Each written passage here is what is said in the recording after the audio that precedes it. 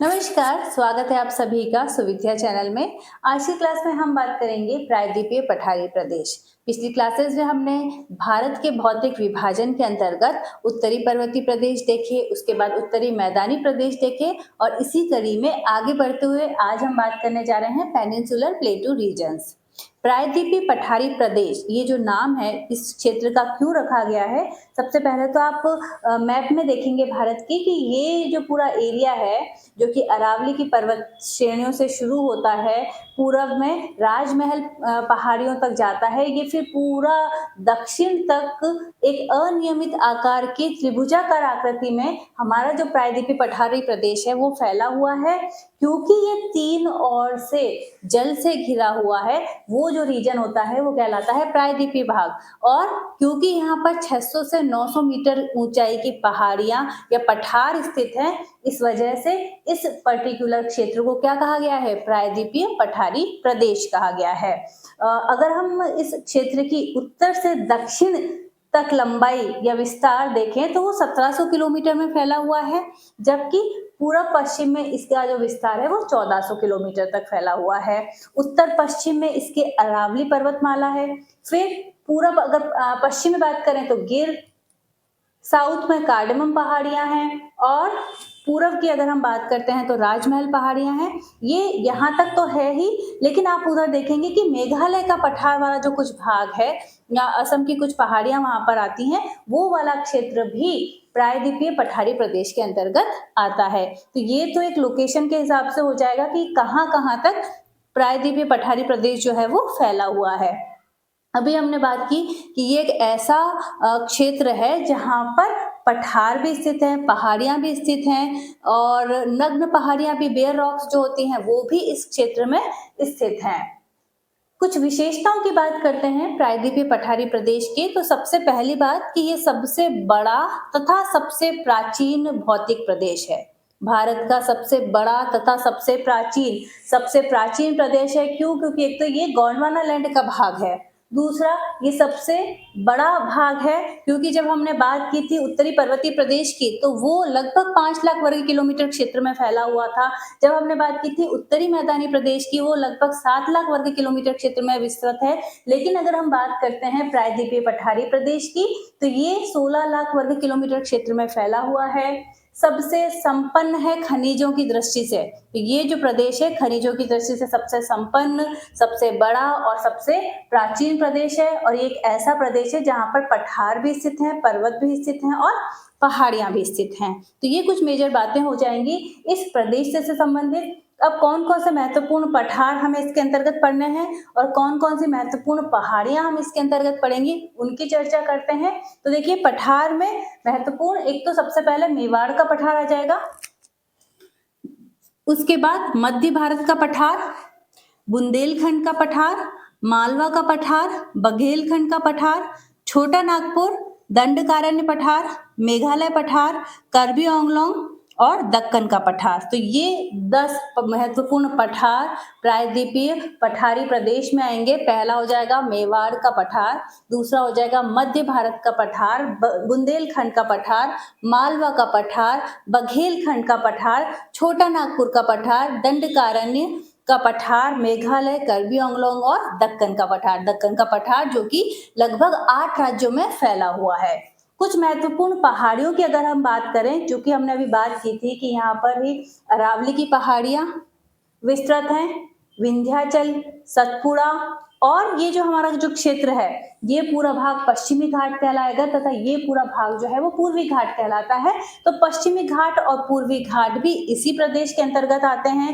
नीलगिरी की पहाड़ियां तथा जो गुजरात का काठियावाड़ वाला क्षेत्र है जहाँ पे गिर पहाड़ियां हैं, वो सारा भाग इसी क्षेत्र के अंतर्गत आता है। तो अब एक एक करके हम सभी पठार और पहाड़ियों को पढ़ेंगे। तो चलिए अब हम प्रायद्वीपीय पठारी प्रदेश के प्रमुख पठारों की बात करते हैं। जो शुरुआत के 4 पठारों की हमने बात की थी, चाहे वो मेवाड़ का पठार हो, मालवा का पठार हो, बुंदेलखंड का पठार हो या मध्य भारत का पठार हो, ये चारों ही पठार सम्मिलित रूप से मध्यवर्ती उच्च प्रदेश के रूप में कहलाते हैं। इन्हें क्या कहा जाता है? मध्यवर्ती उच्च प्रदेश।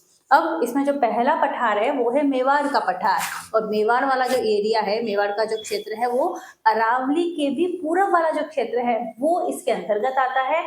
और यहाँ की मुख्य नदी हो जाएगी बनास नदी, और इसका जो ढाल होगा वो होगा पश्चिम से पूरब की ओर। तो ये कुछ महत्वपूर्ण बातें हैं मेवाड़ के पठार की। तो कुछ महत्वपूर्ण बातों में हमने क्या बात पढ़ी? सबसे पहली बात तो ये अरावली के पूरब की ओर स्थित है, बनास नदी यहाँ की प्रमुख नदी है। दूसरा जो भाग है मध्यवर्ती उच्च भूमि का, वो है मध्य भारत पठार। मध्य भारत पठार यानी जो भारत का जो सेंटर वाला भाग है, जिसमें तो एमपी का उत्तर पश्चिमी क्षेत्र आ जाता है, और यहाँ की जो मुख्य नदी है वो है चंबल नदी। तो मध्य प्रदेश का उत्तर पश्चिमी क्षेत्र मध्य भारत का पठार के अंतर्गत आएगा। मुख्य नदी हो जाएगी चंबल। तो मेवाड़ का पठार हो गया, मध्य भारत का पठार हो गया। तीसरा हम बात करेंगे बुंदेलखंड का पठार। बुंदेलखंड का पठार जो है वो उत्तर प्रदेश और मध्य प्रदेश में इसका फैलाव है, और यहाँ की जो प्रमुख नदियां हैं वो हैं केन और बेतवा नदियां। चौथा जो पठार है वो है मालवा का पठार। मालवा का पठार जो है वो आप ध्यान रखें काली मिट्टी के लिए फेमस है। लावा द्वारा निर्मित ये जो प्रदेश है वो है, और यहाँ पर मुख्य नदियां जो हैं वो हैं चंबल नदी, शिप्रा नदी और पार्वती नदी। और इसकी जो सबसे ऊंची चोटी है उसे कहा जाता है सिगार टॉप। तो मालवा के पठार की सर्वोच्च चोटी क्या है? Cigar top. एमपी का महत्वपूर्ण भाग है ये मालवा का पठार। पांचवा अगर हम बात करें बघेलखंड का पठार। बघेलखंड का पठार मध्य प्रदेश तथा छत्तीसगढ़ में फैला हुआ है। ठीक है, तो ये आप छोटी छोटी ट्रिक्स बना के आप इन्हें याद कर सकते हैं। तो एमपी और छत्तीसगढ़ में फैला हुआ है।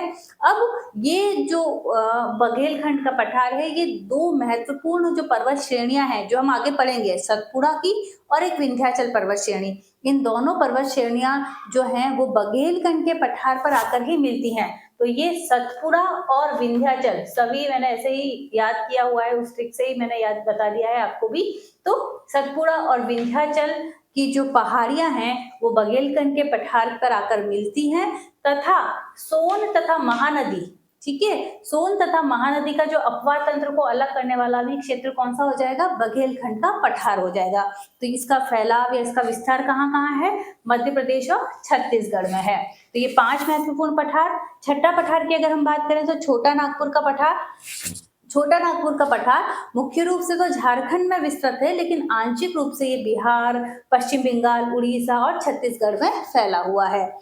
छोटा नागपुर पठार की अगर हम बात करें तो यहाँ की जो मुख्य नदी है वो है दामोदर नदी, और जो दामोदर नदी है वो छोटा नागपुर पठार को 2 भागों में विभाजित करती है। और ये जो क्षेत्र है दामोदर नदी के आसपास वाला, उसे दामोदर नदी घाटी प्रदेश कहते हैं, जहां पर कोयले का खनन के लिए महत्वपूर्ण क्षेत्र है, इसलिए इसे रूर घाटी क्षेत्र भी कहा जाता है। तो रूर घाटी क्षेत्र कौन सा वाला हो जाएगा? यहाँ का जो दामोदर नदी घाटी क्षेत्र है उसे रूर क्षेत्र कहा जाता है। और दामोदर नदी घाटी के जो उत्तर का जो क्षेत्र है वहां पर हजारीबाग और कोडरमा पठार हैं। कौन से महत्वपूर्ण पठार है? हजारीबाग और कोडरमा पठार है, तथा इसके दक्षिण में रांची का पठार है। इसकी जो सर्वोच्च चोटी है वो है पारसनाथ की चोटी। और दामोदर नदी घाटी के जो अगर हम बात करते हैं पश्चिम का क्षेत्र है तो वो लावा द्वारा निर्मित पाट क्षेत्र है, जिसे मेसा क्षेत्र भी कहा जाता है। ये हम कह सकते हैं कि जो पठार होता है उसका भी थोड़ा छोटा रूप है, जो वास्तव में जिसका ढाल बहुत तीव्र होता है, वो क्षेत्र पाट या मेसा क्षेत्र कहलाते हैं। तो ये अब हम बात करते हैं मेघालय के पठार की, जो कि छोटा नागपुर पठार का ही विस्तार है। छोटा नागपुर पठार के बाद, जैसे कि छोटा नागपुर के पठार में राजमहल की पहाड़ियां आती हैं, उसके बाद एक गैप है जिसे राजमहल गारो गैप कहा जाता है, या फिर इसे मालदा भ्रंश भी कहा जाता है। और उस गैप के बाद, जैसा कि आप यहाँ पर देख सकते हैं, यहाँ पर राजमहल की पहाड़ियों के बाद ये मालदा भ्रंश हो जाएगा और फिर मेघालय का पठार आ जाता है। तो इसीलिए कहा जाता है कि ये छोटा नागपुर पठार का ही विस्तार है। छोटा नागपुर पठार और मेघालय के पठार के बीच में राजमहल गारो गैप है या फिर मालदा भ्रंश है। और मेघालय के पठार की 3 प्रमुख पहाड़ियां हैं, गारो, खासी और जयंतिया।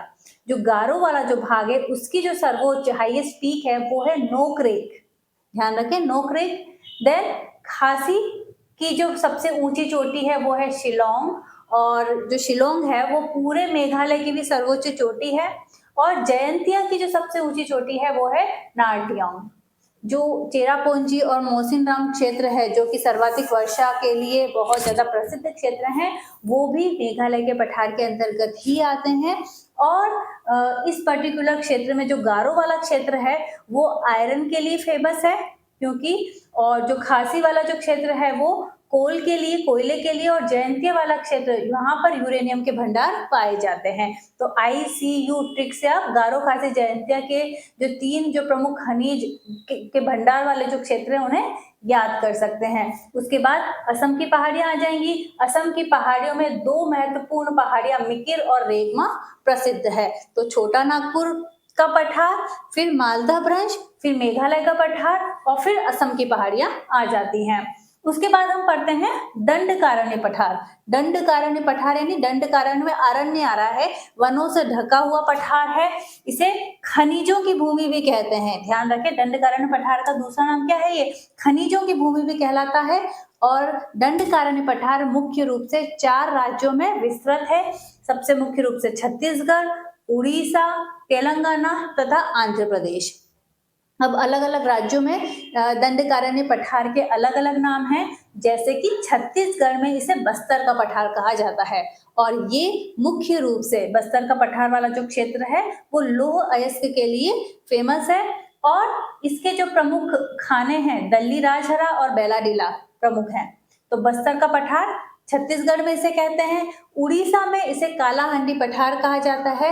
और ये मुख्य रूप से बॉक्साइट के लिए फेमस है। इसके कुछ कालाहांडी, कोरापुर, बोलानगिर ये कुछ क्षेत्र हैं जो कि बॉक्साइट के लिए बहुत प्रसिद्ध हैं। इसी के साथ ही तेलंगाना और आंध्र प्रदेश में भी विस्तृत है। यहाँ की प्रमुख नदियों की बात करें तो इंद्रावती नदी, सबरी नदी, सिलेरू नदी और गोदावरी की कुछ जो सहायक नदी हैं वो इसके क्षेत्र के अंतर्गत आती हैं। तो ये हमारा हो गया दंडकारण्य पठार। उसके बाद हम बात करते हैं दक्कन के पठार की। जो दक्कन का पठार है वो पूरा पठार लावा निर्मित क्षेत्र है। यहाँ पर काली मिट्टी अधिक पाई जाती है, जो कि कपास के फसल के लिए बहुत महत्वपूर्ण होती है। और यहाँ पर नदियों का जो मुख्य रूप से ढाल है वो भी पश्चिम से पूरब की ओर है। दक्कन का पठार 8 राज्यों में फैला हुआ है, विस्तृत है।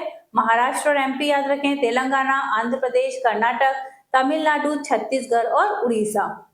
तो इन 8 राज्यों में जो हमारा दक्कन का पठार है वो विस्तृत है। दक्कन के पठार को पुनः 3 प्रादेशिक क्षेत्रों में बांट सकते हैं। कौन कौन से हो जाएंगे? पहला तो हो जाएगा महाराष्ट्र का पठार, फिर तेलंगाना का पठार और तीसरा हो जाएगा कर्नाटक का पठार।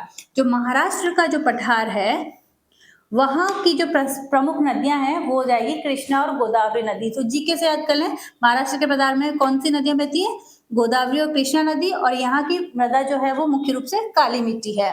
फिर तेलंगाना का पठार जो है, इसमें जो कृष्णा नदी है वो तेलंगाना के पठार को 2 भागों में विभाजित करती है। तो ये जो कृष्णा नदी है ये तेलंगाना के पठार को 2 भागों में बांटती है। जिसके उत्तर वाला जो भाग है वो तेलंगाना का पठार कहलाएगा और जो दक्षिण वाला भाग है वो रॉयल सीमा पठार कहलाएगा। तथा रॉयल सीमा पठार पर ही पेन्नरू नदी जो है वो बहती है। तो ये तेलंगाना का पठार का जो पूर्वी भाग है उसे सीमांध्रा कहा जाता है।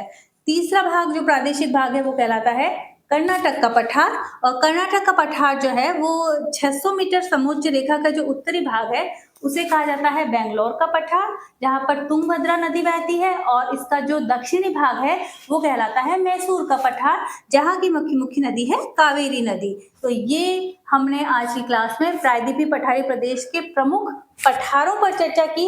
और यहाँ पे कुछ पहाड़ियाँ भी पाई जाती है, जैसे कि हमने पिछली क्लास में पढ़ा था कि अरावली की पहाड़ियाँ पढ़ेंगे, सतपुड़ा, विंध्याचल, पश्चिमी घाट, पूर्वी घाट, नीलगिरी। तो उन सभी पहाड़ियों के बारे में चर्चा हम नेक्स्ट क्लास में करेंगे। बहुत बहुत धन्यवाद।